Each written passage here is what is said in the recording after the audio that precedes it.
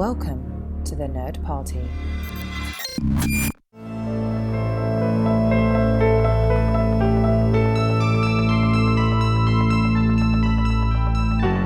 Hello, and welcome to another episode of Missing Frames. This is the podcast where we watch all the movies we should have seen by this point in our lives. I'm your host, Shawn Eastridge. We're hanging out on the Nerd Party Network, a collection of podcasts dedicated to all things entertainment. Check us out at thenerdparty.com and make sure you're following us on Twitter at Join Nerd Party and on Facebook and Instagram at The Nerd Party. I'm delighted to welcome back one Mr. John Mills after a long hiatus. Back in time for the spooky season. John, what a pleasure. What a joy to see your face. Can I possibly hope to attain the same heights that your show achieved with the watch of Hocus Pocus 2? Never. Only time will tell. The answer is never. not hard. That's big shoes to fill, and your guests, that really just a top-notch episode there. So. Well, thank you so much. I think we can potentially give that a run for its money. I think we've got a good pick here, which is a film neither of us have seen. Actually, technically you've seen it, but it's been years, so I don't know. This is a missing frames for you. We can say that.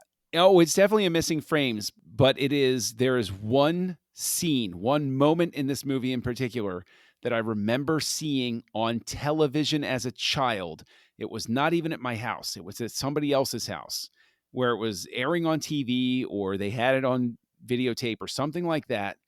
And it is a very specific moment. I won't spoil it for you because I know that it has something to do with something. I'll tell you what it is after we watch it. I do want to hear all about it in part 2. We will talk all about it in part 2, but I remember that moment and I was super young and I remember it scared the hell out of me. Like when I was a kid, all I remember is this one moment and that it scared me. And so there's almost like this mental block of maybe the reason I've never watched it is because young John was like, I don't want to go back to it. So this has been something that, and I don't even think we've said that. It's John Carpenter's The Fog, which, I mean, whoever's listening, you've seen it, you know the title of the episode, that's what we're watching. But I mean, I was surprised when you told me you hadn't seen it. It's a funny story to hear. I'm sure, I can't think of anything off the top of my head, but I'm sure there are films where it's the same for me, where I'm like, I have this scarring moment as a kid watching this thing and then never going to it or just staying away from it. I think one of the ones I can think of is Ghostbusters, which I obviously have embraced in the years since, but I was completely horrified by it as a child.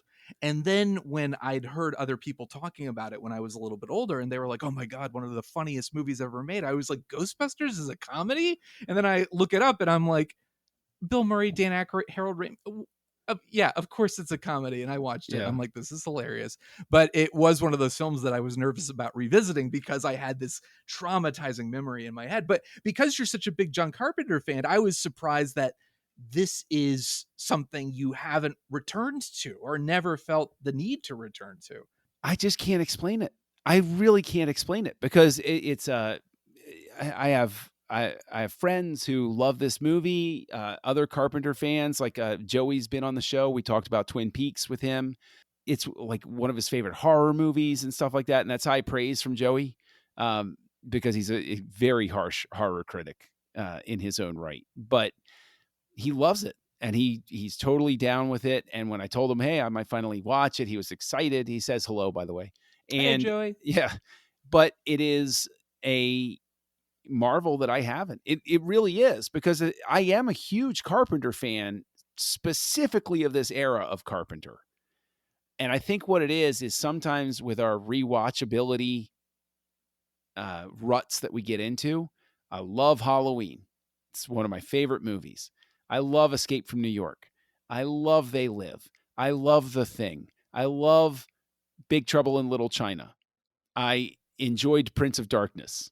And it's just somehow The Fog just slipped by because when I think Carpenter, I go and I just, put on one of those things. Yeah. I'm like, oh, you know what? I want to watch They Live again, or I want to watch Big Trouble in Little China.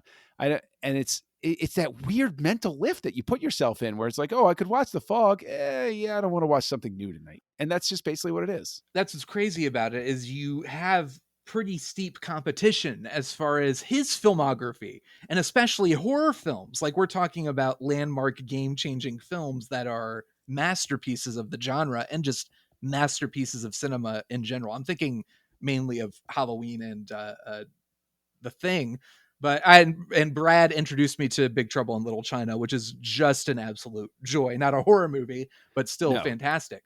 But this is so interesting as far as his filmography, and I didn't know much about The Fog. I vaguely recalled when I was thinking about it, and the reason I thought about it is because the 4K was just released by Shout Factory, who are not sponsoring this episode, and strangely enough, and should be considering it. But they released a new 4K edition of The Fog, and I was like, isn't that John Carpenter? Oh, John must have seen this. And I reached out to you, and you were like, I actually haven't. And it's just crazy. This is the film that was like, for 3 years in a row, it was actually 4 years. So it was Halloween in 78. Then it was this one in 80, I think. And then 81 was Escape from New York. And then 82 was The Thing. So go ahead. And then 83 was Christine. 84 was Starman. Right. 86 was Big Trouble in Little China. 87 was Prince of Darkness. 88 was They Live. And then it goes 4 years. Then he takes a 4-year break, and he did Memoirs of an Invisible Man. Was that the one with Chevy Chase? Yeah, I do remember seeing clips of that as a kid. That's a movie that, not that I haven't like not like what we're talking about where you're so traumatized, but I do have odd memories of that film for some reason. Very striking memories. I remember Chevy Chase being invisible and shouting as he's running invisibly. There's just, I think, a cat bouncing. He goes, Jesus Lord, what have they done to me? And he runs into a wall. And as a kid, I thought that was funny. I was like, the guy ran into a wall. There's nothing funnier than that when you're however old I was, 6, 7. The only thing that would have made it funnier at that age is if he farted as he ran into the wall. I wish that would have been high comedy. You should have been in touch with Mr. Carpenter. I think you could have elevated that film. I could have just snuck into just a wee bit. Snuck into the sound mixing booth and just laid one track and just like run out really fast. But keep in mind, he also directed a TV movie about Elvis starring Kurt Russell that came out in 1979. Wow.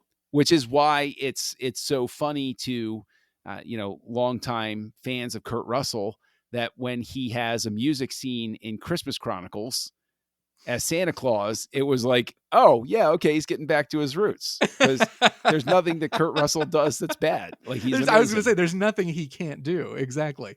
I think it's incredible that, as a fan, but even for myself, I'm really excited to see this because of like trying to make that bridge from this to the films of the early 80s that he did. And because this is the follow-up to Halloween, and Halloween is such a game changer as far as horror is concerned, like, what's the follow-up to that? What do you do, and how inventive do you have to get? And of course, the film, when it was first released, was not a success critically, financially. I don't know if it did that well either. I think it did it made $21 million on a $1 million budget. So it did very well, but was not well received, which I think is the case for a lot of films Carpenter did following Halloween. Very true.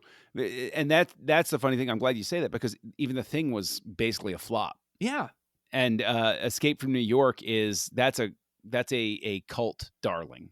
That was not warmly embraced by critics. Right. But Carpenter has always been in that zone. And what's really weird is I can't figure out why Halloween, of all of them, is the one that's the outlier.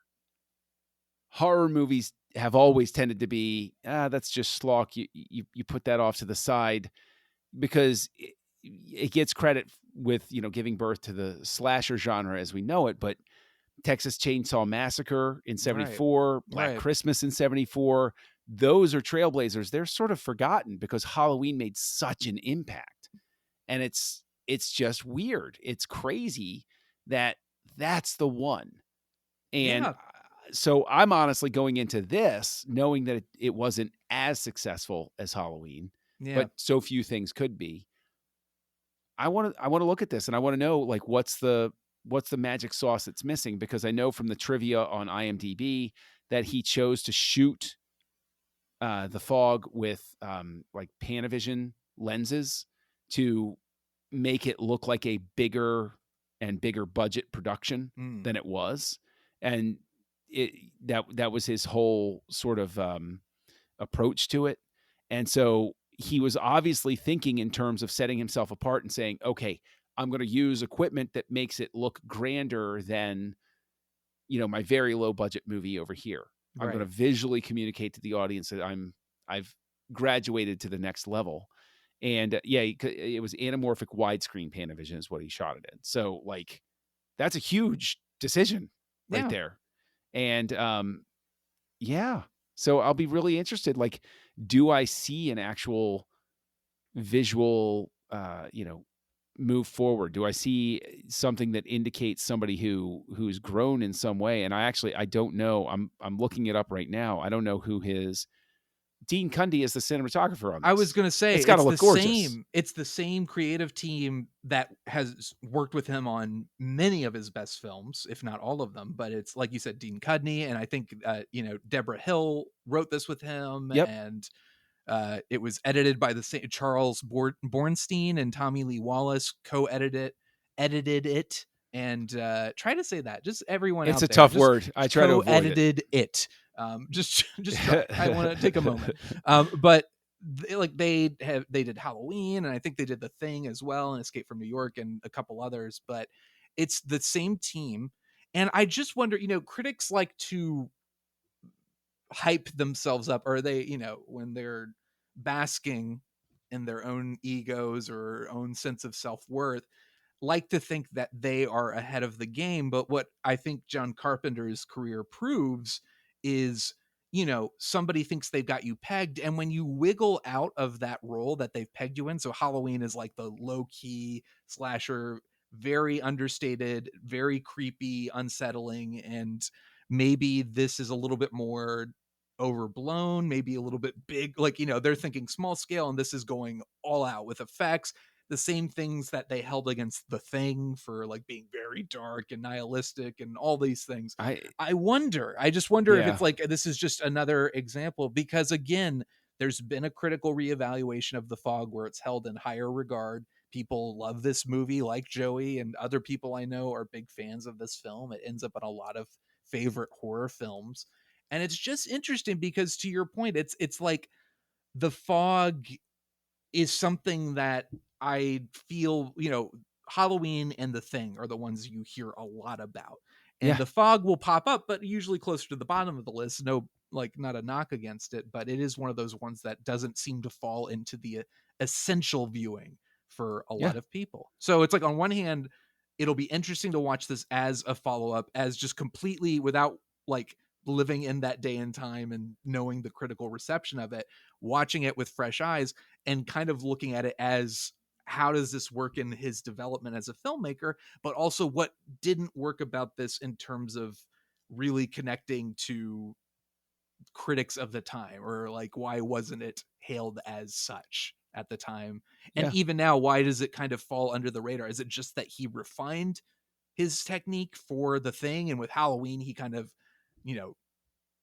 struck gold with that, and like just really made it work, all the elements work, and where, it's like the sophomore album that's not quite as good as the first one, but is interesting enough to merit listening to a third album. I will actually say that it could, what I'm hoping it winds up as is like Strange Days by The Doors, which is their sophomore album, which people had that sort of reaction where they're like, it's good. But if you, especially once you're a fan, you actually listen to it, you're like, this is a really strong, what's up with everybody? Why are they kind of down on this? Like, this is a lot of gold on, being laid down here. Or if you want to keep in the realm of film, and this is where possibly everybody calls me, crazy John for this, but it's like Magnolia. I mean, I certainly will. Well, I'll call you you crazy should, John. Yeah. But it's like Magnolia, Paul Thomas Anderson. I adore that film. Yeah. But it was not warmly embraced when it was released because everybody was still coming off of the Boogie Nights high. Yeah. And Magnolia is a completely different feel. And also, like, understandably, its ambitions could be seen as pretentious. And I love, this is coming from somebody who loves Magnolia. I haven't seen it in years, but for a long time, I considered it my favorite of his films. You can see almost like the critics of Magnolia and maybe of this film, maybe wanting to relish what they perceived as a failure. Like, guess he doesn't have it this, I think that happens many, many times in many filmmakers' careers. Like with The Game from David Fincher. Yeah. Where you watch that and you're like, what? Why wasn't anybody hotter on this when it came out? That doesn't make any sense. Yeah. It's kind of a curveball, but it works. It works in the grand scheme of things, with perspective, with seeing where Fincher's career went. I don't know. I think this may be an example of that. This may be an example of like when John Carpenter now has a legacy. He's firmly cemented himself as one of the greats. People can go back to this film and say, oh, you know what? I completely missed it. And that's why it's kind of risen up. I hope we're not building it up too much. I hope we're not building it up too much, because we're obviously going into this with high hopes. But you always love to ask, but I'm going to turn the tables on you because I love to turn tables on people. So I'll ask you because I'm curious. Okay. I kind of know. I kind of know what this movie is about. What do you think The Fog is about? I'm gonna say The Fog is about it's a small town. There's a single mom trying to raise her kids, and she's just so it's Gilmore Girls so far. She has a tough time. She has a tough time, and there's like a police officer who's down on his luck and maybe a drunk, and there's a small town, nothing ever happens here, and then like people start disappearing, and the weather is unusually foggy. It's usually so sunny and clear, and now there's a fog, like it's just foggier and cloudier and muggy, and and then strange things start happening, and in the midst of all of this, this gruff policeman and this broken-hearted woman find love with each other. The fog takes many things away, but it brings them together, and that's The Fog. You add a telekinetic child and you've got Stranger Things. There you go. Yeah. Pretty much. I think I am ripping off Stranger Things. Absolutely. No, for all I know, we're about to find out an inspiration point for it. Be like, damn, they stole from this too. Yeah, I'm sure they did, but we'll find out. We'll see. All right, let's get to it, and we'll be back to discuss.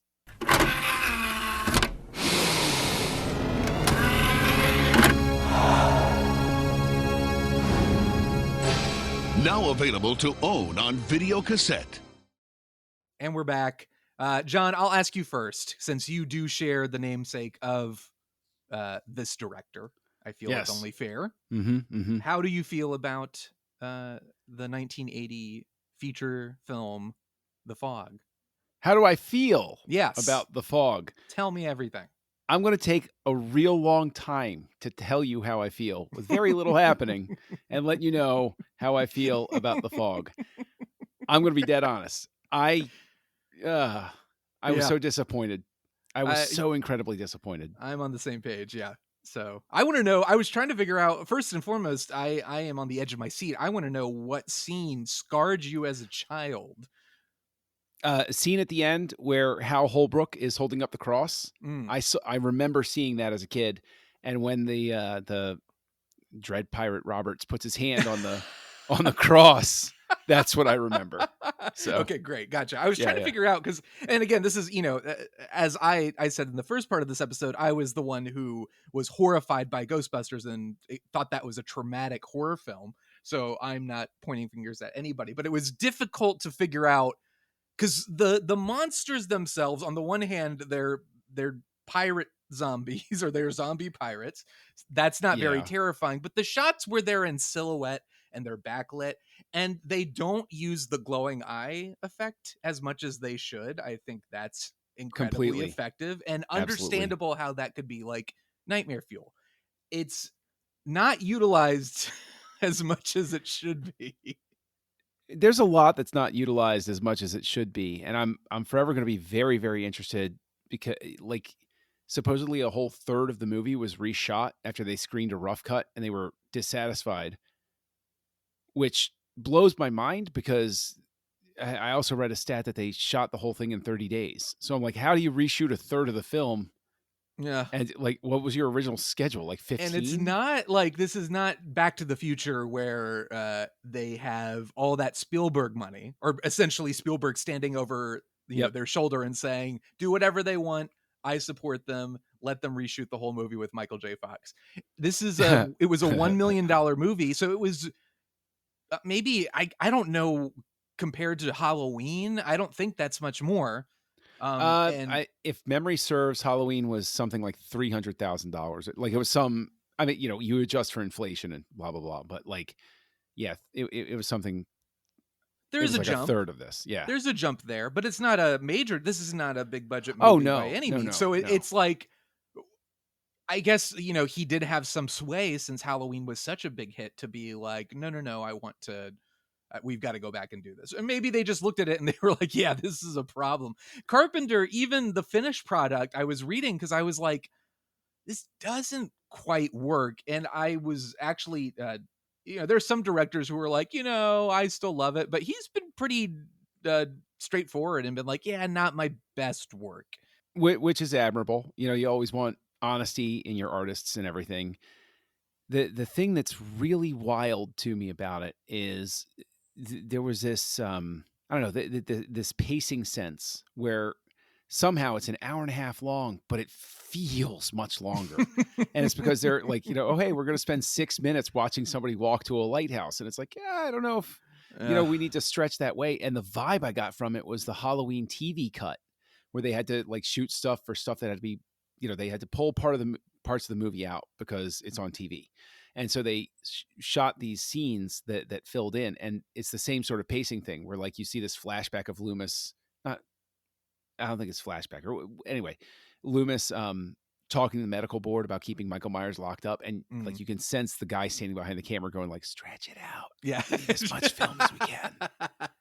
Well, that is something that I think that is not a mistake that the film feels that way, because apparently it was too short. And so he kept trying to find ways to pad the length. Like it was trying to get it to that 90-minute mark.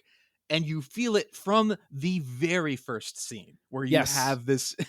I just was like trying to wrap my head around the scene of the old man telling the kids the story of the boat. And, he's telling it to them. And, maybe as like, a minute long scene of like, no one knows what happens. And then we do the same, panning up shot, which is really cool. That transition to the skyline of the city or whatever it is. And that could have been fine. But the scene, I think, goes on for 5 minutes, probably. Yes. Like not an exaggeration. And it's just this guy saying, there's ghosts out there, be careful. And it's like, okay. And the whole movie, almost every scene, I think where the movie fails, as far as if you're trying to build tension or like a sense of dread, a great example is Alien, where you just have this sense of dread. You have very engaging characters, you have very engaging production design, and it does a great job of painting the picture for you. Jerry Goldsmith's score is great. And this movie, great soundtrack, but the movie fails in that almost every single scene is just kind of telling you things that it's like, oh, there's a terrible fog and it looks like these people got killed. It's like, well, we know all this. It took you 20 minutes to figure out something that we already knew. And every scene feels like that. Yeah, every scene does feel like that. And I even came right out of it thinking to myself, how could this have been, more suspenseful, and maybe even had the story make a little more sense and have a little more dread to it? Because, the way it is, 6 must die. And like instantly the heartless part of myself went, all right, throw 6 people in front of the fog, right? Whole town saved. Yeah. All right. Just take a vote and, I'd be fair. I'd be fair in my assessments of who to throw at the fog. But like reconstruct the whole thing so that it's like the fog comes and like some people die and the fog and so like there's this, it happens over the 100 years where somebody gets snatched in the fog and it's not a pattern that anybody can follow or anything like that. And you come to find out all of this stuff about what the origin of the fog is and the sins of the past coming back to haunt you and everything. Yeah, they kind of reveal that immediately. There's the guy, the priest finds the journal and is reading it very, very slowly, and there's apparently I can't repeat this verbatim on this family-friendly show. But apparently, if you pause it and just go to IMDb and look at the trivia, because there's this amazing snippet where apparently you only see it for a split second, but the first page of the journal is just covered in like a prop guy like venting and very angry about his job, and like, I went to 4 years of college, and using very colorful expletives and innuendos, and it's fantastic. So you have that. That's nice. But it's just like we know exactly what it is. And then I was reading Roger Ebert's review, and he said something I totally agree with, which is that in theory, in concept, I see how this movie could work and be creepy, but in execution, at least the way it's executed in this film, it just doesn't work as a threat. And it's like I said, in some cases, the design of the creatures, the pirates, the zombie pirates, is effectively unsettling. But you see them almost right away, and it's like, this isn't like a Pirates of the Caribbean thing, is it? It's, oh no, it is. And it kind of just robs, really, it really robs it of an actual threat. It just feels cheap. This would be a great, like, 1 hour long in like an episode in a like a Tales from the Crypt sort of thing. Like have a 45 to 50 minute piece.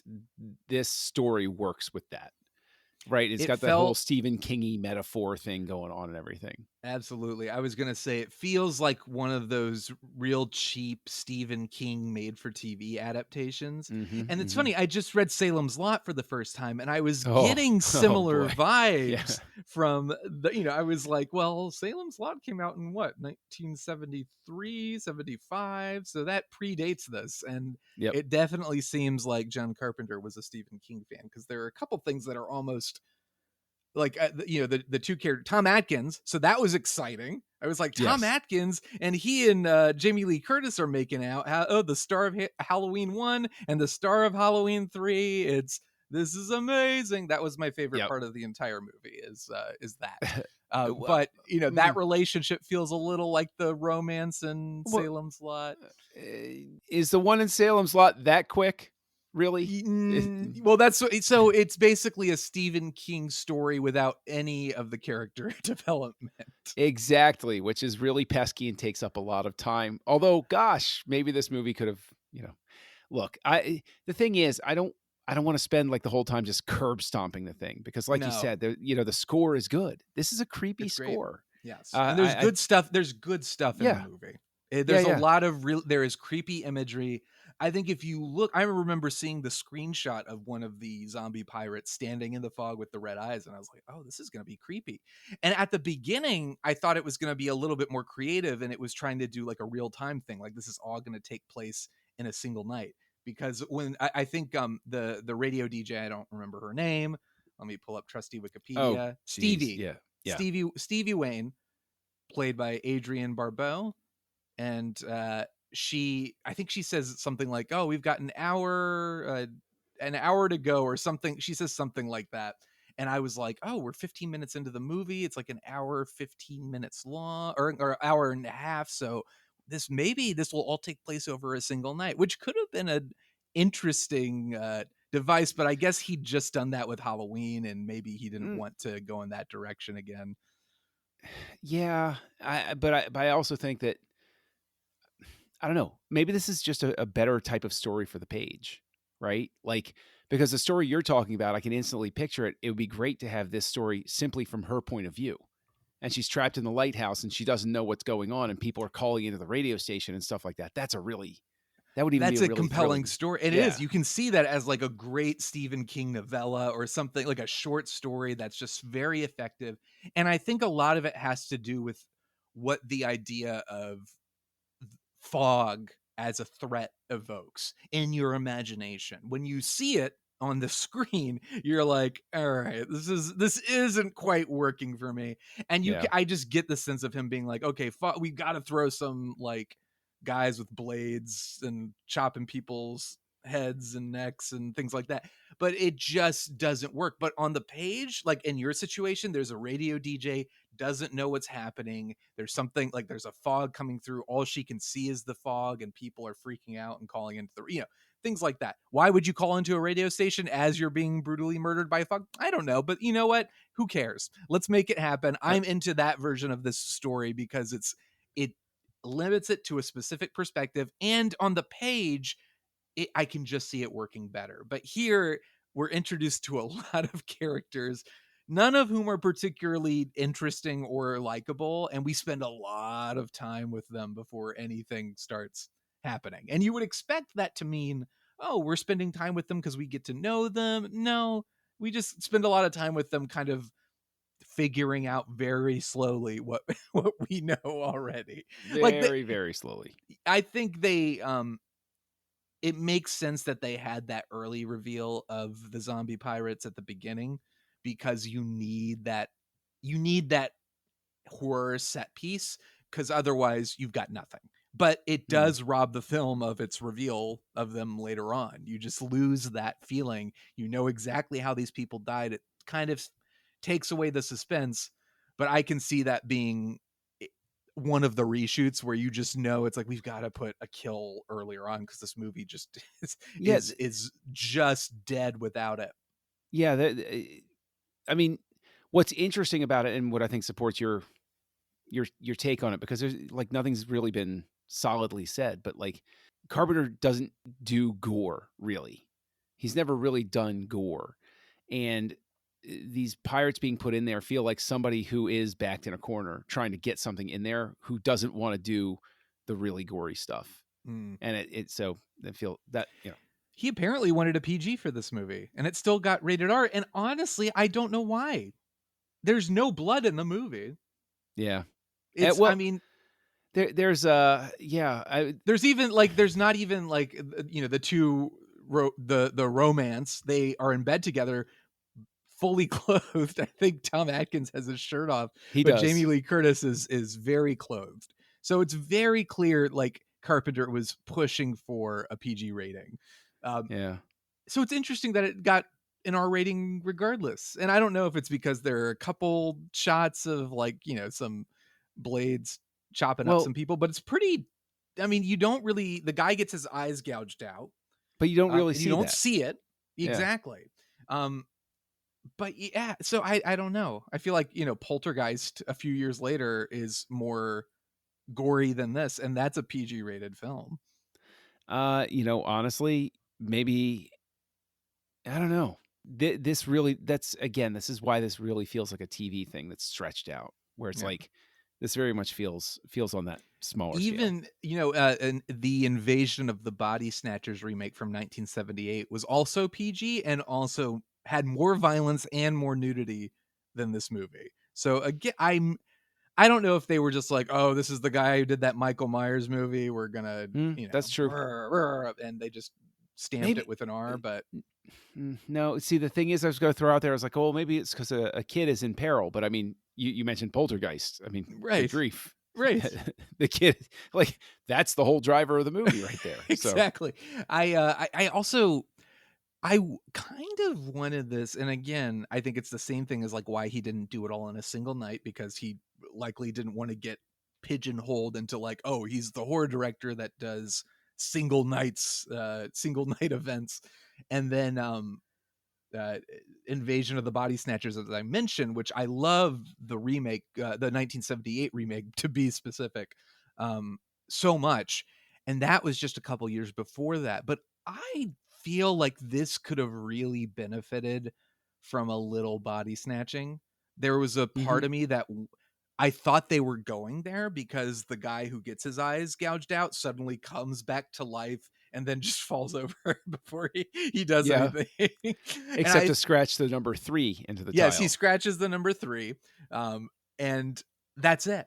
And I thought, I was like, how cool would it be to have, Invasion of the Body Snatchers has everybody like screaming and pointing. This would have been great to have, like, you have this small group of survivors. You have the Stevie, the radio DJ, in her tower, like reporting to them what's going on. And then you have the whole town being kind of inducted into by the fog. Like the fog is like murdering them and taking them over. You don't necessarily need the pirates with the scythes and like things like that. Well, the thing is, like, you know, with all that sort of thing, I think another limiting principle on any sort of terror you're going to feel is it's pretty implied, you know, it's only going to be 6, and it seems to be people who are descended. Like, it's not clear, but it seems to be people who are descended from the 6 who conspired or whatever. And it's like, again, once I grew up and realized that Michael Myers was never going to leave Haddonfield, I was like, oh, I don't live there. Problem solved. All right, good to go. You know, and I don't go camping. So, you know, Jason, you're out of luck too, unless I move to New York or go to space. But, you know, I think the fog's threat is kind of robbed by your point, like what you're saying. Like, it's just these 6 people, and that's right. it. It's like, oh, so when I see the fog, I'm not going to be kind of creeped out by it. Or like, you know, when you go to the beach, you know, you're thinking of Jaws, and it's like, oh my God, that shark is terrifying. It's not quite the same when the fog, like if the shark is as in Jaws the Revenge going after the Brodies specifically, it's just, you know, it baffles the mind in so many ways. But in this case, the fog, it's not clear about what its threat is, and then it's inconsistent. Like, it's like, okay, then why did you murder the old babysitter? Yeah, that was one of my favorite kills, because she's like, first of all, everyone in this movie is stupid. They all open the door for the guys. Wow, the fog's here. I'm going to open this door. Who could be knocking on the door so late at night at 11:30? She's like, I'm going to check this out. This supernatural fog. You know what? I got this. I'm going to open the door and go outside. But the best part is just the way she's like, go back into your room. And he's like, but I want to see who's out there. And she goes, go back. And the thing comes up behind her. It cuts to the kid going, all right, and closing the door, and she immediately and then you just see the guys like stabbing her, and it's hysterical. It feels, that part plays a bit like a Monty Python skit. It really does. It does. It has the comic timing and the editing. Not that it's bad, but it's like the way it's cut just emphasizes how funny that moment is. Like the kid, I want to see. No, you go back to your room. Okay. Like he happens to, the way they cut it is he turns around as she's getting murdered, and it's just so funny. Yes, it is. Yes, man, it is. It's hard to really get invested in these people. One, because as we said, we don't know who they are. And two, like, so again, bringing it back to Salem's Lot, there is a preacher, a religious figure who is an alcoholic, although again, it's not fully clear. He's kind of like, at the beginning, he's like, I'm crazy. And then he has his wine bottle again later on, and Tom Atkins is like, get that out of here, and throws it away. And he's like, you're right, I won't be an alcoholic anymore. And I'm like, were you an alcoholic? What's going on? That also felt very pulled from Salem's Lot. But it's like, you know, The Exorcist has a very moving story about a priest basically recovering who's lost his faith, trying to recover his faith. And, you know, that's a compelling arc to display. And this movie has no arc for that character or any characters really. And, when and you said you could argue that for Halloween, but I think Halloween is so effective in its simplicity, you don't need it. But here you need it because you spend so much time with these people. But yeah, I mean, to go back to the aforementioned Halloween yet again, but like, that's a one night thing. You're not expecting much of your character's arc in that situation. You're not expecting, you know, Dr. Loomis to put his demons at rest. Like it's all about that entertainment and that scare at the end. But yeah, there's nothing to hold on to with these characters. Like it really is where I would say you could argue it's successful is that it feels like those pulpy 50s things. It really does. Yeah. So if that's director's intent, awesome. He did it. Does it work as a film? That's where I'm going to sort of step aside and be like, I don't know. There's an argument here. What did work for you? Okay. Well, the red eyes worked. I know I said this already. I don't know why they saved that until the very end of the movie. It should have been. Know. I mean, in all honesty, when the creatures showed up, it works. When they're investigating the boat, it kind of works. Right? The body falling out. The body falling out is perfect. But like, yeah, I don't know.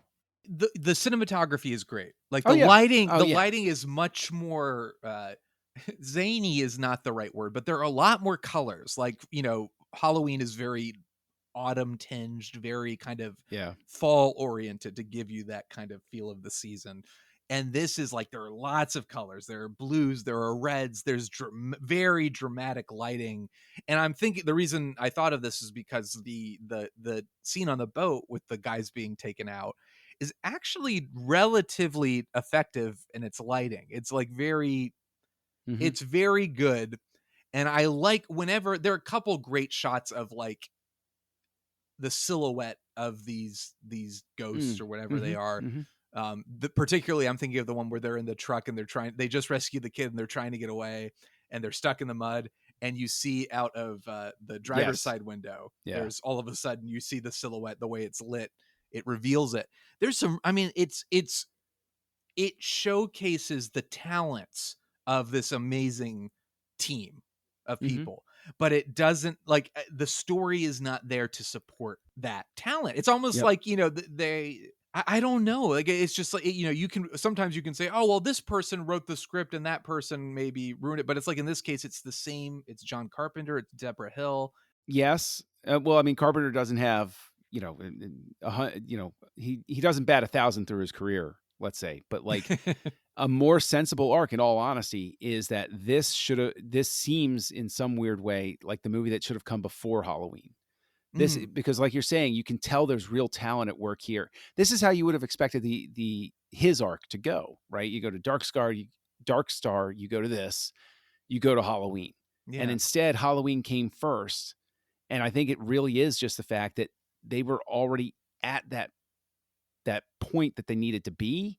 Yeah, I mean, maybe it was just like that lightning in a bottle, like the runner hitting his stride right at the starting gun, and then, a misstep. Just overthinking and it is what we were talking about in part one, which is that sophomore slump feeling of like, you're kind of treading water, you're kind of not really going anywhere. The talent is still there, but it's just the lack of story. And it's unfortunate because I don't know, I think of The Thing, which is, again, it's not that John Carpenter's strong suit is like character development. It's more of like the casting and the character types, because it's the same in The Thing. You have these very, very specific characters, very well cast, and it just works. And I think the setting works, the threat works, because it's so horrifying on so many levels. And these guys are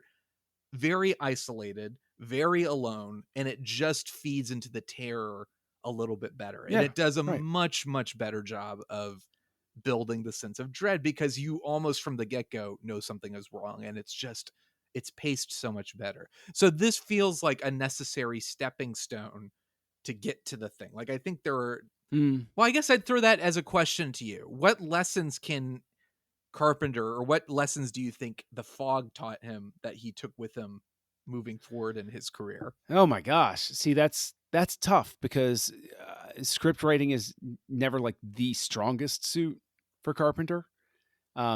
More focused storytelling, develop it a little bit more before you film it. Pacing. Because I mean, Pacing. But I mean, great villain. Have a great villain. Yes. Yeah, that's true. But I mean, seriously, it's like, this is only 2 years after Halloween.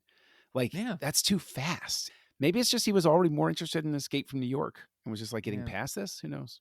The Fog notwithstanding, we have some really great films that lead to The Thing, and like, that's pretty impressive. And The Thing is everything this film isn't. It's horrifying. It's compelling. It's exciting. Maybe that's it. Maybe that's just it. Maybe this is what taught him what not to do with The Thing. And so this does get directly applied 2 films later. I would love to hear his commentary on the film. Yeah. But based on what I was reading and like some of the stuff he said about it, it seems he kind of acknowledged like, yeah, this is not one of my stronger efforts. And you can see maybe it was biting off more than he could chew. Like maybe he just kind of jumped into it thinking like, I'll figure it out. Halloween was a hit. I know what I'm doing. And then it's the 1941 Spielberg situation where Spielberg was basically like, I can do no wrong. And then he goes very, very wrong. And it kind of course corrects him and sort of puts his ego in check. Maybe The Fog is a necessary misstep so he can kind of be humbled and sort of like respect the process, respect the storytelling a little bit more than he had. Or maybe it just like, again, he, I think, described it as like great concept, like the idea of fog as a threat is creepy. And it's like, you can see visually in your head, if you're thinking about it, it's like, oh yeah, I could see how this could like the fog. Oh yeah, that sounds really interesting. But I think he realized that he couldn't quite land the vision. And maybe he was trying to, the train was getting ahead of the tracks a little bit. Yeah. I think that's a good way to put it. Yeah. Any other major things that stand out about this? It's such a disappointment. And it's just, I think because it is bookended by 2 masterpieces of the genre, it makes it really, really hard to look at it as anything other than a stepping stone. And I know there are people who love this movie and who see it as like a hidden gem. But I don't know. I don't see this being one I revisit and say, yes, now I understand. I think that some of it has to do with people seeing it as a kid like I did. So like, I almost wish I'd never seen this because I would have always treasured the memory.